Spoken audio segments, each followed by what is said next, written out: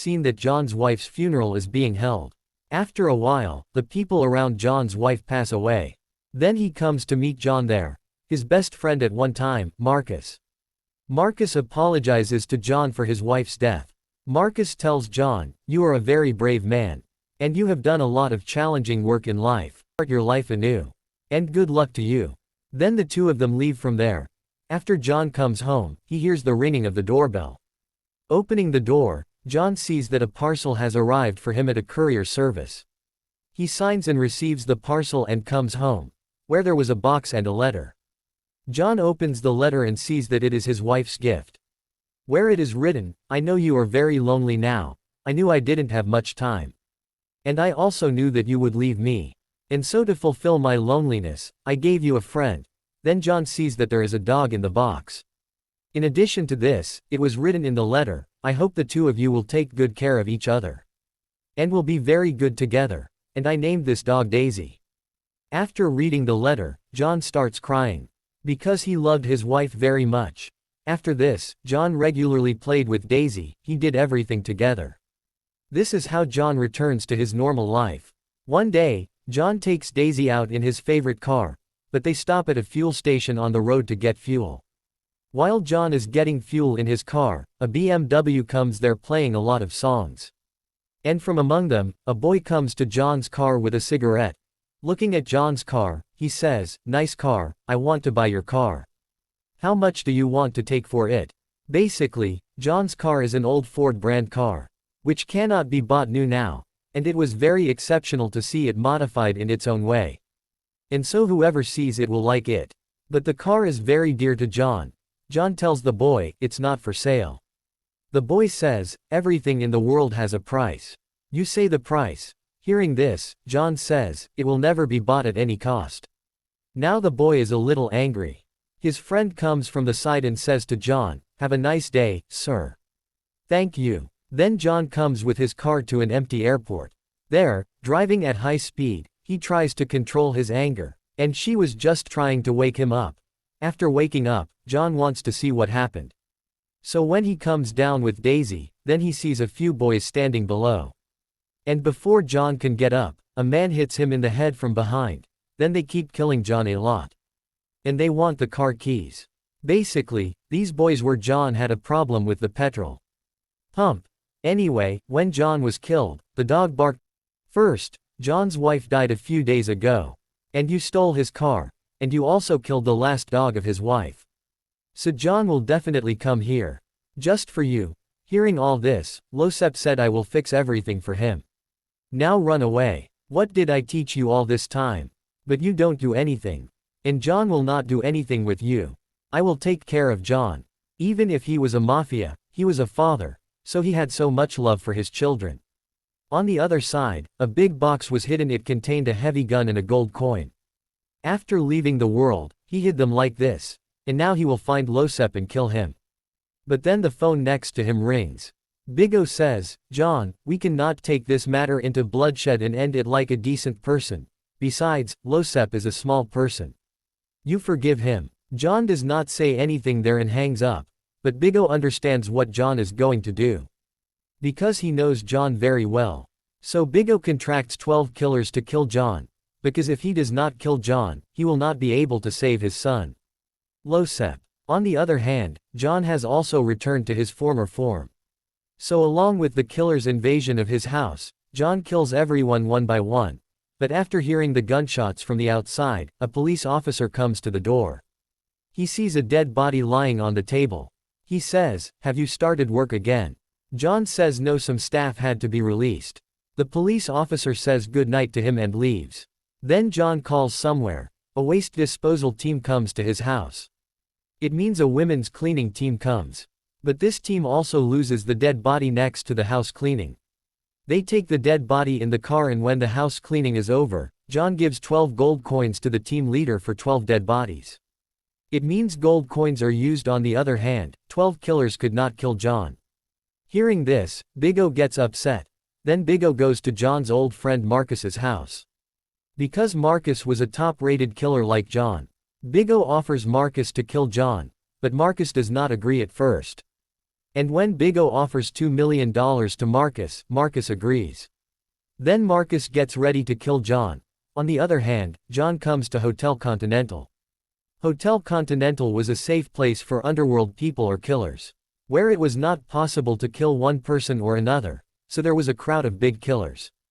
Entering the hotel, John is met with a familiar killer, Perkins. They say hi to each other and ask how long they want to stay here.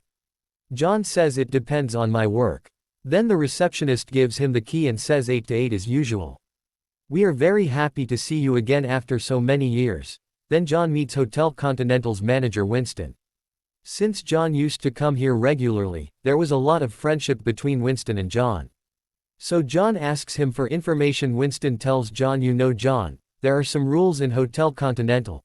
In Hotel Continental, no murder or business-related work will be allowed. And if the rules here are broken, you know about the Shastri. Then John says the matter is very personal to Winston and tells Winston everything openly. Then Winston knows that Losef is hiding in a club called Red Circle. But there his father has arranged a lot of security. Then John goes to Red Circle Bar and tells the club's headmaster to go away. Basically, everyone in this world knows about John very well. Then John goes inside the club. There he meets Victor. John invites him and introduces him to Losef Club's bathhouse. Then John kills Victor there and takes his phone with him. Then when John goes to the bathhouse, a fight between the bodyguards starts. Basically, for Losef, his father had arranged a special bodyguard, but John wants to kill everyone so badly that it looks like a show. And this is one of the most attractive parts of this movie. But as soon as John is killed, Losef runs away from there. And when Losef's friend calls Victor on the phone and asks him where he is, then John answers the phone and says that Victor has been killed and there is a price for everything. He says this and throws the phone away. Then John returns to his hotel and a doctor from that hotel treats him. Then John was resting in his room at night. He sits next to the building of Marcus Hotel and waits for John. But there is a twist here. To kill John, Parkins also comes there. And Parkins was basically sent by Vigo to kill John. When Marcus sees this, he does not shoot John, but shoots him on the side to alert John, and that's where John and Parkins start fighting. Because of their fight, a lot of noise comes from the room. The hotel receptionist calls John and says, "Sorry sir for calling so late. We have been complained for noise in your room." John says yes. "A guest has come to my room. That's why this word." The receptionist says you may need a room cleaner, sir. John says maybe. I'll let you know. John then puts Parkins on the gunpoint. And tells Parkins not to kill you if you look for Vigo and Losef, but Parkins does not know that. But John says say something that will help me. Then Parkins says there is a church a little far from here, and there is a vault inside the church where his money and blackmailing documents are kept. Then John hears a voice from the room and another killer comes there. And his name is Harry. Harry asks John if everything is all right. John says it's all right. John says I knew everything and I enjoyed it. And your son has done my favorite thing. So if you don't tell Losef now, I'll kill you too. Bingo orders his people to kill John and leaves. Right then, Bingo's people are being shot by a sniper. And here, Marcus is shooting. Then John kills the rest and reaches Bingo's prison. Bingo gets scared when he sees John there. He tells John to calm down. Bingo could understand that to save his life, he has to tell Losef's whereabouts to John. So Bingo tells Losef's whereabouts to John without delay. But Bingo thought that since he kept his son under a lot of security, John might not be able to kill his son there. But John reaches Losef's whereabouts and kills all the security guards there one by one and reaches Losef. And he kills Losef without listening to Bingo. Then Bingo gets very angry. John calms down, checks out of the Hotel Continental and goes back to his home. But in the next scene, he meets John and tells him how many more times he has to save his life. He tells him that when he goes to his home, some people stop him on the way and take him to a nearby house. Marcus sees that Bingo is sitting there. Then Bingo tells him that you have cheated me, you got many chances to kill John, but you didn't kill him. If you had killed John, my son Losef would have been alive. Then Parkins comes there and kills Marcus. Actually, John and Marcus saw Parkins while talking. Anyway, Bingo tells John that I have kept the body in your house. On the other hand, Continental's manager Winston takes Parkins to the hotel. Parkins comes there and tells him that you killed Harry on Continental ground. So the rules were broken and your membership was cancelled. After this, Winston's men shot Parkins and killed him. Then the waste disposal team comes there. John sees that Marcus's dead body is lying there. He calls Winston and tells him that Bingo has asked him to fill fuel in his helicopter. That means he will fly to another country. Actually, he was fooling Winston for his use. Then Bingo goes to the helipad with the security guard. Bingo is relaxed now, but suddenly they realize that someone is following them. And it must be John. So they start driving fast. John also speeds up and runs with them. There is a big car racing. Finally, John overtakes Bingo's car and stops it. One by one, John kills Bingo's men. Then John and Bingo face each other. Bingo tells John to leave the gun and fight physically. But when they fight physically, Bingo takes out his knife and stabs John in the stomach. But John takes out the knife and stabs Bingo again. Then Bingo dies. Then we see the first scene where John's car accident and his wife's video was playing in the sudden video. His wife says, "Let's go home, John."